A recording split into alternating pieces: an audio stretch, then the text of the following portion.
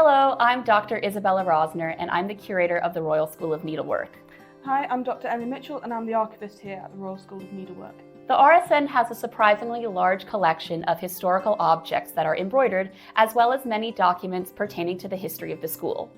We are currently undertaking a massive digitisation project where we're going to photograph and record all of our collection and archives to make it available online for people to browse at their leisure. And we'd like to show you some objects from our collection and archive. Here we have a baby or child's cap, probably made in England around the mid-18th century. At that time, it was very popular to create a set of baby linens that involved whitework embroidery.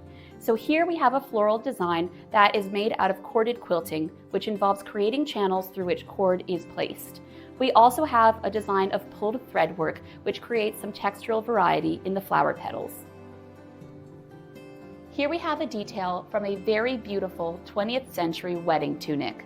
The tunic is made out of bright pink silk, upon which are embroidered flowers made of gold and silver metal threads and sequins.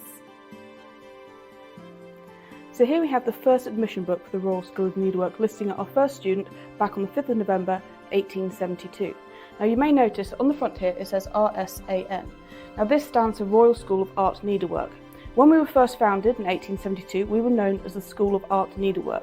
We became royal in 1875, and then in 1922 we became the Royal School of Needlework, which we know and love today. Here we have a wall pocket, and it was made in England around 1800. It would have indeed been hung on a wall via this hole and used to store an object, perhaps a watch, in this pocket section. On it is a very small inscription which reads, "Good God, on what a slender thread hang everlasting things, the eternal state of all the dead upon life's feeble strings. Infinite joy or endless woe attend on every breath, and yet how unconcerned we go upon the brink of death." And now, a girl in a charity school for the poor or an orphanage would have stitched this very grim verse in that school, and it would have been sold to raise money for the institution. Here we have a beautiful collar made and embroidered in China. It features a wide variety of motifs, including these two very charming figures, as well as flowers, including a lotus flower in the center. There are fruits, like pomegranates, and a wide variety of animals, including what look like dogs, dragons, and birds. Here we have the RSN's oldest sampler, which was likely made in England in the middle of the 17th century. It's called a spot sampler, and it features a variety of standalone motifs. Some of them are complete, while others are half finished.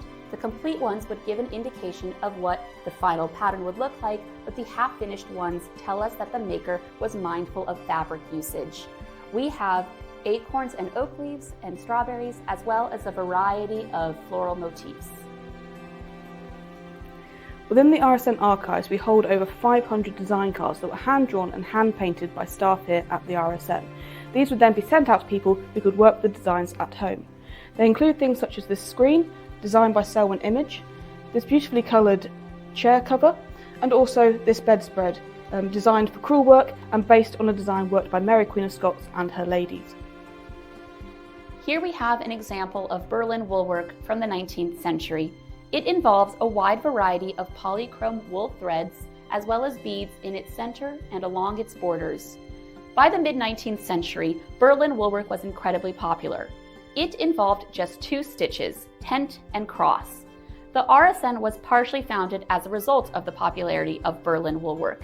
It was important to preserve the wide variety of traditional hand embroidery techniques. Here we have a beautiful panel that was embroidered in India in the 19th century. It is an example of Zardozi, which is Indian gold work. In its center is a peacock, and along all four borders are peacock feathers. This piece features a variety of textures, from flat embroidery to raised work.